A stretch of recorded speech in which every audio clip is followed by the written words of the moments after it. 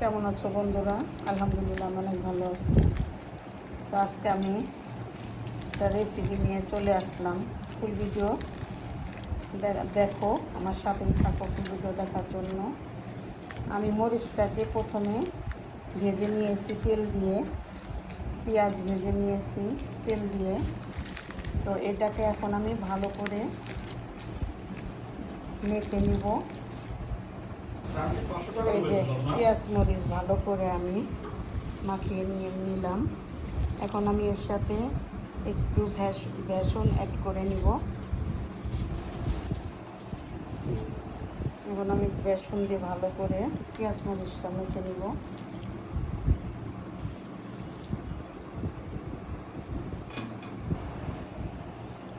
মাছগুলো ঢেলে নিলাম। এখন আবার মাছগুলো আমি ভালো করে চেটকিয়ে মাখিয়ে নিব। এই যে দেখো তোমরা কি সুন্দর করে পুরো মাছগুলোকে আমি ভালো করে মিশিয়ে নিয়েছি। আমি কিন্তু প্রথমে মাছগুলোকে ভালো করে ধুয়ে সেদ্ধ করে নিয়েছি। সেদ্ধ করে নিয়ে কাঁটাগুলো একে একে কাঁটাগুলো বেছে ফেলে দিয়েছি। দিয়ে তারপরে পেঁয়াজ ভাজলাম, শুকনো মরিচ ভাজলাম, ভেজে ওইটাকে দুইটা মিলে মিক্সড করে মাখিয়ে নিলাম। তারপরে দিয়ে দিলাম বেসনের পরে তারপরে মাছগুলো দিয়ে সুন্দর করে মাখিয়ে নিলাম।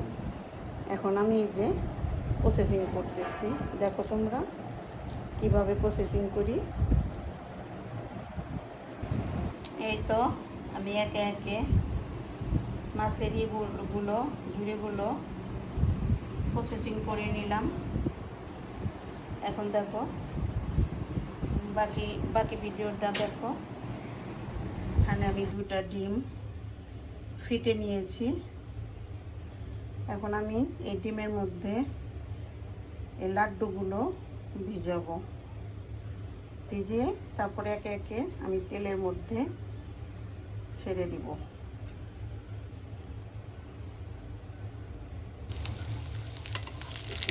এই যে এভাবে আমি একে একে সব ছেড়ে দিলাম। এখন আমি জালটাকে একদম কমিয়ে এটাকে ভেজে নিব। এটাকে বলে মাছের লাড্ডু।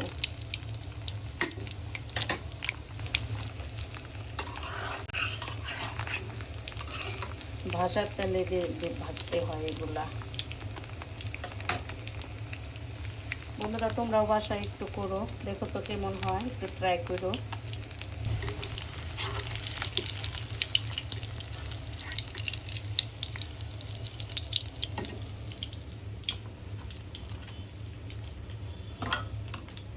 এই যে বন্ধুরা দেখো ফাইনালি আমার মাছের লাড্ডু ভাজা কমপ্লিট। কেমন হলো আমাকে একটু অবশ্যই লাইক কমেন্ট শেয়ার করো। আমার পেজকে একটু ফলো করো, আমার ইউটিউব চ্যানেলকে সাবস্ক্রাইব করো। সবাই সুস্থ থাকো, ভালো থাকো। আল্লাহ হাফেজ।